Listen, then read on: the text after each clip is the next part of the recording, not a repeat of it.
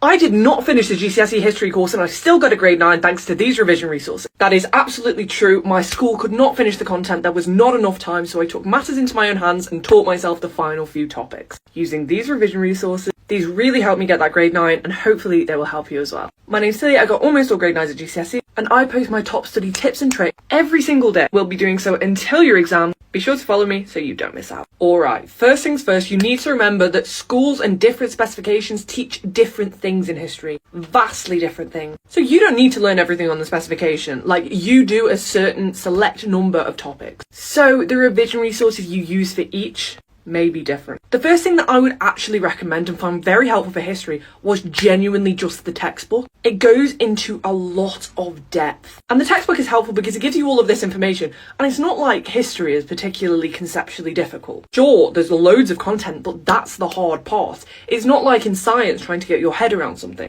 Maybe the reason that things happen, but at the end of the day, it's more about knowing this content. So I recommend those big, fat history textbooks, honestly, first and foremost. But then for condensed notes. So these have a lot of information. You do just need the key information from each topic, each event, etc, etc. Save My Exams will give you all of this information in a more condensed format. I found it very helpful. Something that is quite simple and doesn't go into too much detail though is the BBC bite-sized pages. They have drawings, they have animation. It's actually quite engaging. The only problem with BBC bite-size for history is that it does not go into a large amount of detail. Though when you're revising, this might be all you need. Use Quizlet for key dates and facts because there will be pre-existing study sets. You need to make sure it's for your exam board and you need to make sure it's for the right topic. And okay, this isn't a revision resource, this is a teaching resource, but it is actually something that I used when I revised my GCSEs purely because I had not learned the topic in the first place.